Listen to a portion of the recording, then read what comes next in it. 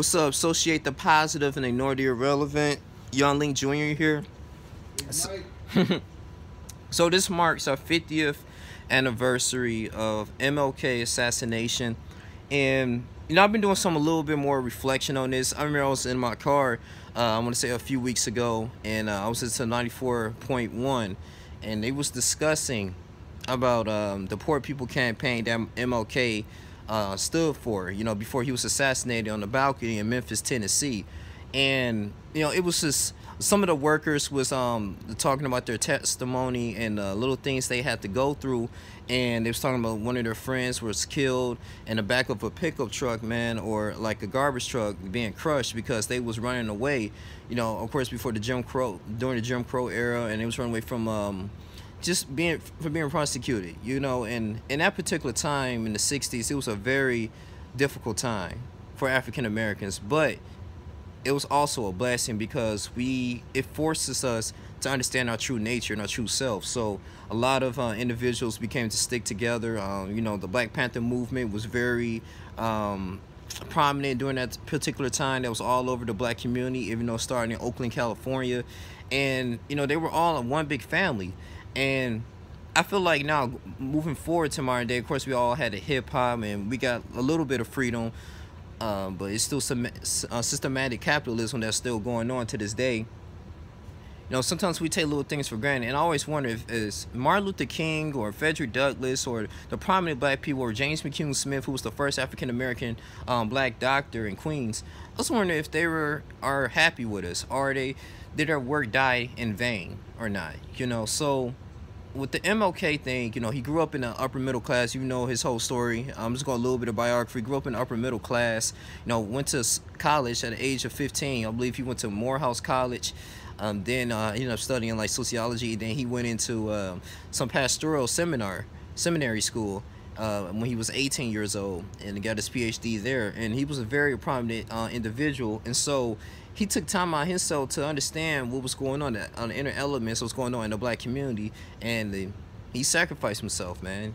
Good individual. He spoke very well, and he understand like the justice that was going on. One of the speeches I want to say in YouTube that really influenced me a lot, he was talking to the kids and the college kids. He said, listen, do not drop out of school, continue to go to school and continue to be successful, because at the end of the day, he was really a huge fan of W.E.B. Du Bois, the Talented 10th. The video that I made not too long ago, the Talented 10th, is that it's going to be the high avalanche people who actually use their brains and have these wonderful careers. It's going to save the contamination of our race, because if we are the only ones we have, I always say this before, as black men, we the only ones we got, so we definitely have to stick together when it comes to business, when it comes to, education, running for boards, politics. We're the only ones that we have, okay? And if we really want things to go on and things to be right in our favor, we want black kids to stop being killed, or black men to start being killed by the police authority, we got to understand our laws too. But, it starts in the family system, and now living in the black community, and it's a lot of single black mothers in the black community. And I'm not saying like most that is dysfunctional, but you have an individual, a young man that just grows up with a mother, and he's not surrounded by mentors or young black men or any black men that can help him. I mean, for the most part, he's going to be misguided. It's only so much a woman can teach him. And I feel like, Martin Luther King, he was, even though he didn't really have to like lay his life or give us any knowledge, he could have easily, he was making good money as a pastor. He could have easily be like a T.D. Jakes, no disrespect to him, or any type of big pastor, and just live a normal life. It's like, well, it is kind of messed up that these niggas are going through this, but hey, I with the cards that I was dealt with is good. But no, he understood what was going on, and it sort of reminds me of the story of Moses. Like I said, when he was raised by King Pharaoh, but he did what the Lord wanted him to do, and he liberated people from Egypt. So, but it's all trial, what I'm saying? All this trial and error, and all the little things that he's done, man.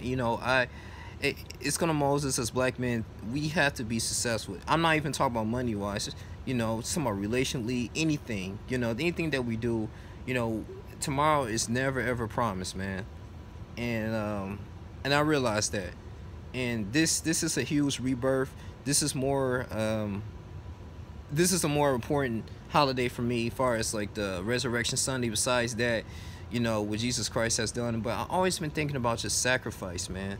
You know, and just thinking about the bigger picture. We all here to leave a legacy, and I feel like Martin Luther King, his word, it does seem like his word did die in the vein a little bit, because, you know, we see black people, you know, you see the black community. There's not too many businesses out there. It was, but they all moved out. You got the Arabs or different illegal immigrants that come into our communities, establishes businesses, and make money off of us and use that money to take care of their people.